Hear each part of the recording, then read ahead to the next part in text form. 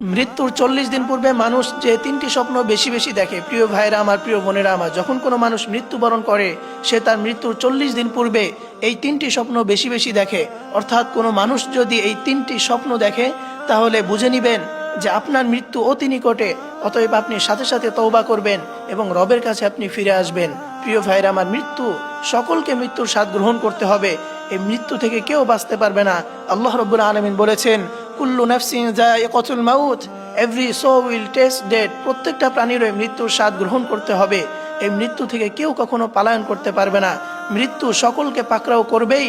আল্লাহ রাব্বুল আলামিন বলেন, আইনামা তাকুনু ইদরিকুমুল মাউত। এই মৃত্যু থেকে তোমরা যেখানেই পালাও না কেন, মৃত্যু তোমাদেরকে পাকড়াও করবেই। ওয়ালাউ কুনতুম ফি বুরুজিম মুশাইয়াদা, যদিও তোমরা সুদূর প্রাসাদে গিয়ে অবস্থান করো তবুও এই মৃত্যু তোমাদেরকে পাকড়াও করবেই। এই মৃত্যুর হাত থেকে কেউ কখনো বাঁচতে পারবে না। তোমরা যেখানেই যাও এই মৃত্যু তোমাদেরকে পাকড়াও করবেই।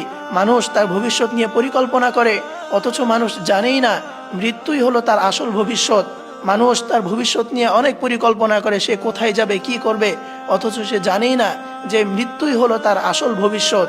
এই মৃত্যু থেকে কেউ কখনো পলায়ন করতে পারবে না। মৃত্যু যখন চলে আসবে তাকে আর এক সেকেন্ডও সময় দেওয়া হবে না, সাথে সাথে তার জানটাকে কবজ করে নেওয়া হবে।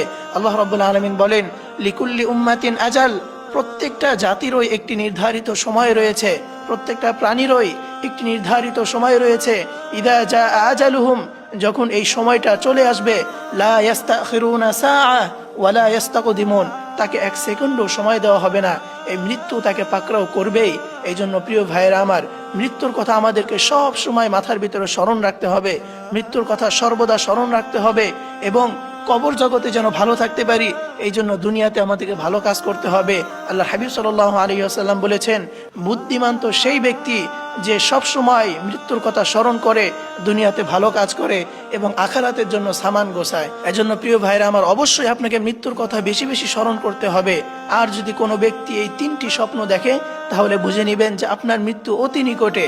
সাথে সাথে আপনি আল্লাহর কাছে তওবা করবেন। তার মধ্যে এক নাম্বার হচ্ছে, যদি কোনো ব্যক্তি স্বপ্ন দেখে যে তার মৃত মা বাবা অথবা মৃত কোনো আত্মীয় স্বজন তাকে তার কাছে যাওয়ার জন্য ডাকতেছে।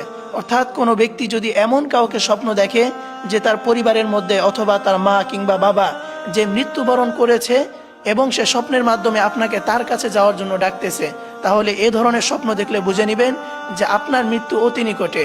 এজন্য এক নম্বরে যে স্বপ্ন সেটি হচ্ছে, কোনো মৃত মা বাবা অথবা মৃত আত্মীয় স্বজন যদি আপনাকে তার কাছে যাওয়ার জন্য ডাকে তাহলে বুঝে নেবেন আপনার মৃত্যু অতি নিকটে। এবং দ্বিতীয় নম্বরে যে স্বপ্ন দেখলে বুঝবেন আপনার মৃত্যু অতি নিকটে সেটি হচ্ছে, যদি আপনি স্বপ্ন দেখেন যে আপনি এক দেশ থেকে আরেক দেশে ভ্রমণ করতেছেন তাহলে বুঝে নেবেন যে আপনার মৃত্যু অতি নিকটে। কারণ মানুষ যখন মৃত্যুবরণ করে সে দুনিয়া থেকে সে পরকালের দিকে গমন করে। অতএব কেউ যদি স্বপ্ন দেখে যে সে এক দেশ থেকে আরেক দেশে ভ্রমণ করতেছে, এরকম যদি কেউ স্বপ্ন দেখে তাহলে বুঝে নেবেন যে আপনার মৃত্যু অতি নিকটে। আপনি সাথে সাথে আল্লাহর কাছে তওবা করে নেবেন। এবং তৃতীয় নম্বরে যে স্বপ্ন দেখলে বুঝবেন আপনার মৃত্যু অতি নিকটে সেটি হচ্ছে, কেউ যদি স্বপ্ন দেখে যে তার হাতের ভিতরে একটা পাখি ছিল এবং সেই পাখিটা উড়াল দিয়ে চলে গিয়েছে, এরকম যদি কেউ স্বপ্ন দেখে তাহলে বুঝে নেবেন যে আপনার মৃত্যু অতি নিকটে।